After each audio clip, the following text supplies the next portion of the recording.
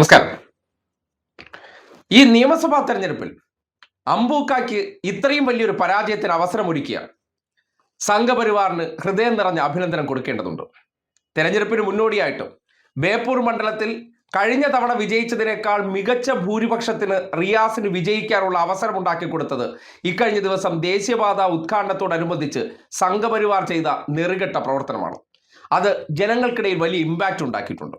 എങ്ങനെയാണെന്നല്ലേ, കഴിഞ്ഞ ദിവസം ബിഗ് ടിവിയുടെ ഒരു പ്രോഗ്രാമിൽ ബേപ്പൂരുകാരനായിട്ടുള്ള ഒരു മുതിർന്ന സഖാവിന്റെ പ്രതികരണം പുറത്തേക്ക് വന്നു. നാടത് കേൾക്കേണ്ടതുണ്ട്. ഒരൊറ്റ ഇൻസിഡന്റ് കൊണ്ട് സഖാവ് റിയാസ് എങ്ങനെയാണ് ആൾക്കാർക്കിടയിൽ കൂടുതൽ സ്വീകാര്യനായി, അല്ലെങ്കിൽ റിയാസ് എന്ന വ്യക്തിയോട് കൂടുതൽ താല്പര്യം ആ മണ്ഡലത്തിലെ ജനങ്ങൾക്കുണ്ടായിട്ടുണ്ട്. അതിനോടൊപ്പം തന്നെ 5 വർഷത്തെ ജനപ്രതിനിധി എന്നുള്ള നിലയ്ക്ക് അദ്ദേഹത്തിന്റെ പ്രവർത്തനത്തെ അവർ എങ്ങനെയാണ് നോക്കിക്കാണുന്നു എന്നതിന് ഏറ്റവും മികച്ച മറുപടി. ഇവിടെ 65 വയസ്സായ ഒരു വോട്ടറാണ് ഞാൻ. ചെറുപ്രായത്തിൽ തന്നെ ഈ ബേപ്പൂർ നിയോജക മണ്ഡലത്തിൽ പല സ്ഥാനാർത്ഥികളും മത്സരിച്ചിരിക്കുന്നു.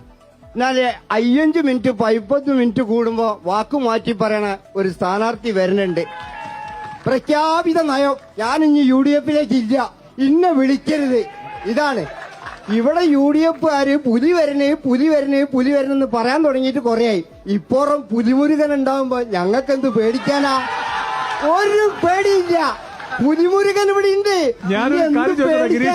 ഇവിടെ ചാത്തുണ്ണി മാഷ് മത്സരിക്കുമ്പോ, ചാത്തുണ്ണി മാഷ് ജയിക്കുമ്പോ OT ശാരദ വീട്ടിലിരിക്കും, ചാത്തുണ്ണി മാസ്റ്റർ നാട് ഭരിക്കും എന്ന് പറഞ്ഞ സഖാക്കളാണ് ഈ ബേപ്പൂർ നിയോജക മണ്ഡലത്തിൽ.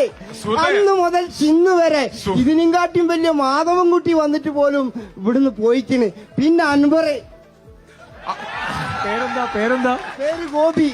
ശരിക്കും പറഞ്ഞാൽ ഗിരീഷിന് വരെ ഗോപി സാർ കേട്ടല്ലോ, അവരുടെ പുലിമുരുകനായി മാറിക്കഴിഞ്ഞു. ഇപ്പോ ബേപ്പൂര് പിടിക്കാൻ വേണ്ടി അമ്പൂക്കായെ ലീഗുകാർ അങ്ങോട്ട് അയച്ചതിന് ശേഷം ആ മണ്ഡലത്തിൽ വിജയം ഉറപ്പെന്നാണ് ഇദ്ദേഹം പറഞ്ഞു നടക്കുന്നത്, അല്ലെങ്കിൽ ഇദ്ദേഹത്തിന്റെ വായ്ത്താരി. അത് ഇടയ്ക്ക് ജോയ് മാത്യു തന്നെ പറഞ്ഞു, ഒരു കാര്യമില്ല, ഇവിടെ കിടന്ന് തിളച്ചു മറിയുന്നതിൽ ഒരു അർത്ഥവുമില്ല എന്ന്. അതിനപ്പുറത്തേക്കാണ് റിയാസ് എന്ന ജനപ്രതിനിധിയുടെ ഇടപെടലിനപ്പുറം ഇപ്പോൾ അദ്ദേഹത്തെ ഒരു മന്ത്രി എന്നുള്ള നിലയ്ക്ക് ആ പ്രവർത്തന മികവിനെ അംഗീകരിക്കാതിരിക്കാൻ ഒരു പൊതു പരിപാടിയിൽ നിന്ന്, അല്ലെങ്കിൽ അദ്ദേഹം കൂടി ഇനിഷ്യേറ്റീവ് എടുത്ത് യാഥാർത്ഥ്യമാക്കിയ ദേശീയപാതയുടെ നിർമ്മാണ ഉദ്ഘാടനത്തിൽ നിന്നും മാറ്റി നിർത്തുമ്പോൾ ഇടതുപക്ഷ ജനപ്രതിനിധി ആയതിന്റെ അസംതൃപ്തിയും മുഖ്യമന്ത്രിയുടെ മകളെ വിവാഹം കഴിച്ചു എന്നതിന്റെ പേരിലും ഒരു മതക്കാരൻ എന്ന പേരിൽ മാറ്റി നിർത്തപ്പെടുന്നുണ്ട് എന്ന യാഥാർത്ഥ്യം ആ നാട്ടിലെ ജനങ്ങൾക്ക് തന്നെ മനസ്സിലാവുകയാണ്. ഒരുപക്ഷെ PV അൻവറിനെ ഇടതുപക്ഷത്തു നിന്ന് പുറത്തു പോയതുകൊണ്ട് സംഘപരിവാർ വേദിയിൽ അബ്ദുള്ളക്കുട്ടി എങ്ങനെയാണോ കയറ്റിയിരുത്തുന്നത് അതുപോലെ ഇരുത്താൻ പോലും സംഘികൾക്ക് ഇന്നൊരു മടിയുണ്ടാകില്ല.